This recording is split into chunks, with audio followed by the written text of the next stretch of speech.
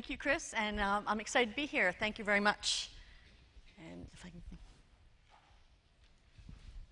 this is okay. They tell me it's coming right up.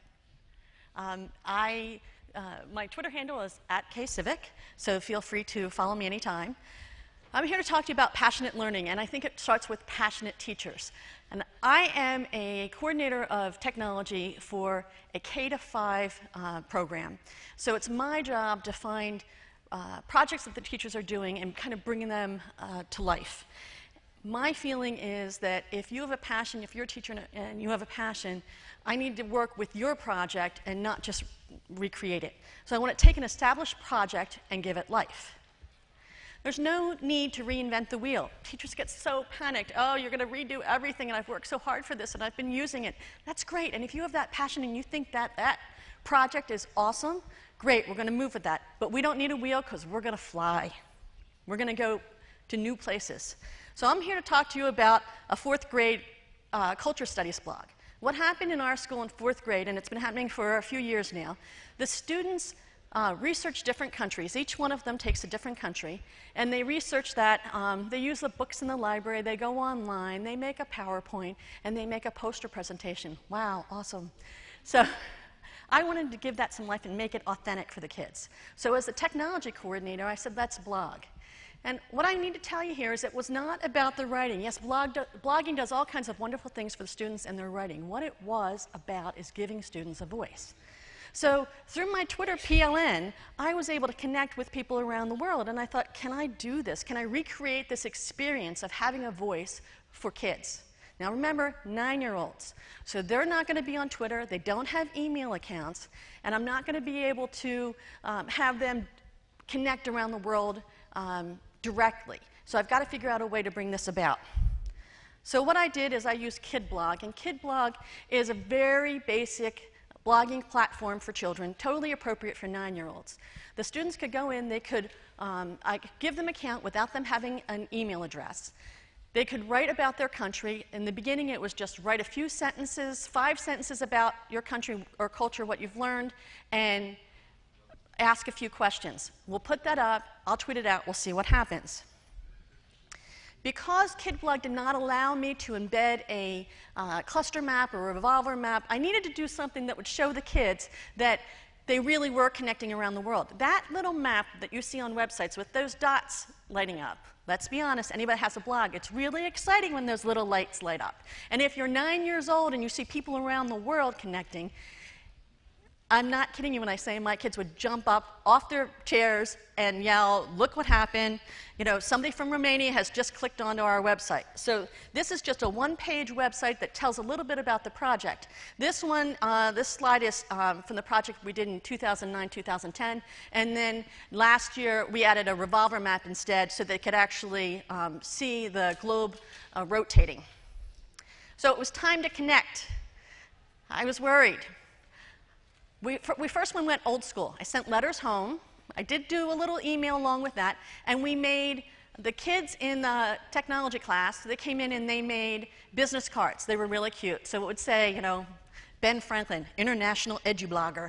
And it would have a globe on it and the link to the website. And they were given a stack of those cards to hand to their parents, their neighbors, their friends, their family. They were told that their parents should give them to other people. KidBlog is a safe platform, so nothing gets posted on that website.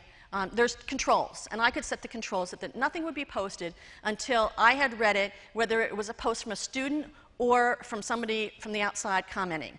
So I was totally comfortable with that.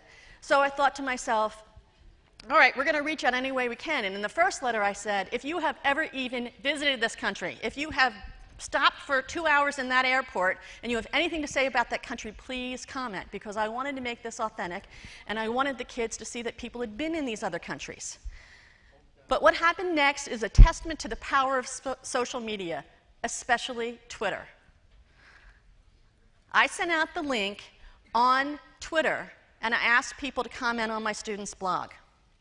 The first year, I had somebody named Wonjun from South Korea. She was a student who wrote to one of my students about Korea and said that they didn't know the research that they had written. It was something about the number of cities in North and South Korea and the difference. I don't remember the exact fact. What I remember is that our student was totally empowered to hear from a Korean student that they had knowledge about their country that this student didn't have.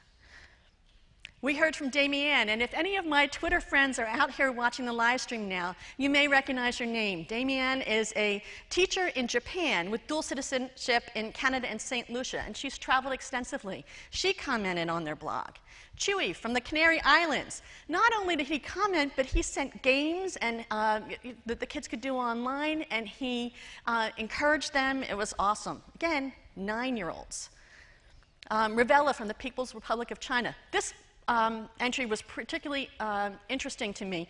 This was a college student in China who found this blog through Twitter, and he wrote to our student that wrote about China and said, "You should know the proper name is the People's Republic of China." He was absolutely correct, and it had a much greater impact coming from a college student in China than it would from me. Ian in England sent an audio clip with some music. May from Hong Kong wrote back, and she sent pictures of cherry blossoms. Sankar in New Delhi. Brendan in Ireland. Richard in Israel. This is a teacher, a retired principal living in Jerusalem, who wrote to one of our boys that is Jewish in a school that has a very low Jewish population. And he wrote to him consistently, kept going back to the blog, and it was a truly transformative experience for the boy that he wrote with. This Art Ismail from Malaysia, I have to say, this one I cheated a little bit. I had a student that wanted to learn more about Malaysia, and I couldn't find anybody on Twitter. I kept saying, please retweet this, does anyone know? So I did the next thing, the only thing I could think of, and I went online and looked for schools in Malaysia, found a principal, emailed the principal the link, and said, please, just click here, and if you could just say, respond to one little question that this boy has. And she did. We had Mrs. McGee in New Zealand, Richard from Uganda. For any of you that watched the 140 conference in June, I was here talking about a project that I do with a teacher in a school in Uganda. He lives in a mud house. Long story short, our students raised money to bring him here. His visa was denied. But we took that money that we raised and we bought him a solar panel. So he has the first solar panel, the first person with energy in his little village, in his little mud hut. It's an awesome story, but it's not really about the power of Twitter. So I'm not going to share more about that, but if you go to ksivick.com, which is my website, just a little teacher's website, not a big deal, but there's more about that project. But he was able to comment and find the blog. Laura in Vietnam, this was another awesome story. I had a little boy in my class who was adopted from Vietnam, and he so wanted to connect to somebody from Vietnam, and he had not. His whole 9 years of life, he was so dramatic about it. I know I'm from there, I know my birth name, but I've never talked to anybody. A couple weeks went by, and I wasn't getting anybody, and again, I was pleading with people. And sure enough, someone said, well, I know someone that's teaching there. Will that work? And I said, anything. So Laura is from the UK, teaching in Vietnam, and she clicked onto the blog and wrote a response, and she sent him a picture of the little, taken in the village that this boy was born, where he was born, of somebody riding a motorcycle, and he thought it was just the coolest thing ever. We had Daniel in Australia, and here's the flat, the 2D revolver map that we had. So each one of those red dots lights up. And again, think about this, 9-year-olds, that's all. The people were clicking on to see what they had done. Our global statistics were actually, we had, last count was visits from 28 different countries. What I did in the end, the first year I just tweeted it out, and I didn't really show them that because I didn't want them, going home and trying to figure out how to create a Twitter account, and I was just a little bit more guarded. This past spring, what I did is up on my whiteboard, I had a split screen, and on one side I had my tweet stream, and on the other side I had the revolving map that showed the hits. And I tweeted it out during class. So here's a classroom full of boys at their computer, and I say boys because I teach all boys, so forgive me for that. Just saying boys, but that's why. Anyhow, I tweeted out the link, and the cluster map would light up when someone clicked on the link. The boys sat at their computers and just kept looking down the room to the screen.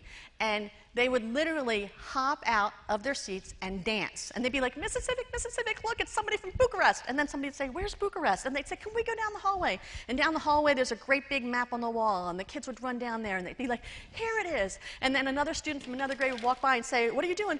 We're talking to somebody in Bucharest. I'm like, they're not really talking to somebody, but okay, you know, they're excited, and that's what's important. And they're 9. This is awesome. Do we have audio on this video? This is the boys talking about their project. To see how many people we have on our site. We also have articles for our visitors to read. We have a link to our blogs. All you have to do is click on the picture that says Kid Blog to read our posts and leave a comment. The boys made this video. Hi, this is Rowan. The blogging project started with studying countries. We had some time each day to look in books and on the internet. We made a PowerPoint with our research. We also made posters. We started to make our blogs and we commented on each other's blog posts. Hi, this is Peter, and I'm going to tell you why we used a revolver map and Twitter. We used a revolver map so we could tell where the people visiting our site were from. We could also tell the amount of people visiting our site. Our teacher used Twitter so we could connect with other people from around the country. Some of these people visited our blog.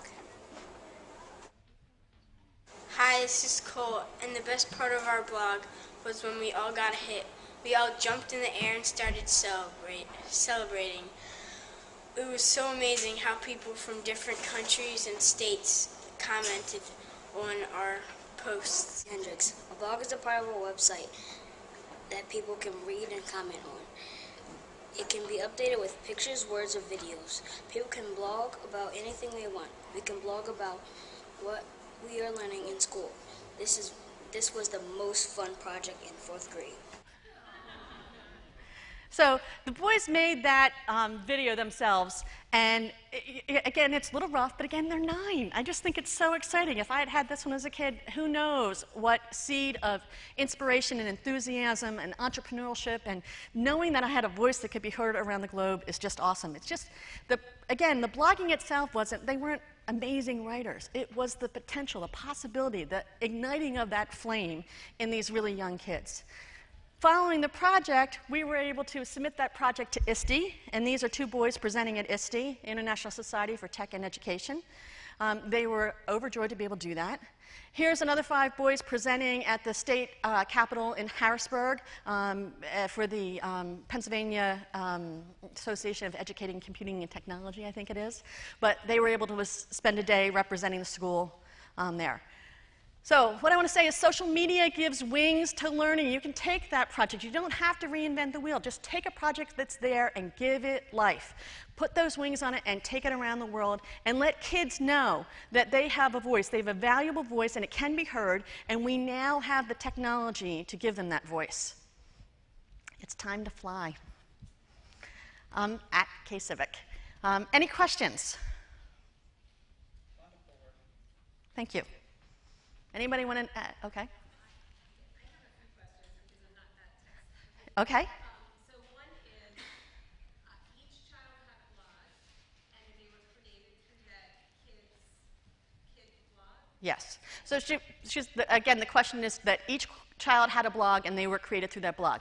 Kid Blog is a platform where only the teacher needs an email address, and then you can put all your kids in, and then they can blog through that. It's very, very basic, and again, very appropriate for 9-year-old students. Yes. If you set it up, they could take out the laptops. They can also, they'll be given, you can use first names, last names, whatever code name you want, and their own password, so that they can log in from home to use that platform.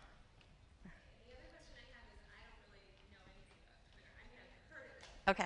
But I don't know how it works, so I don't have a Twitter account.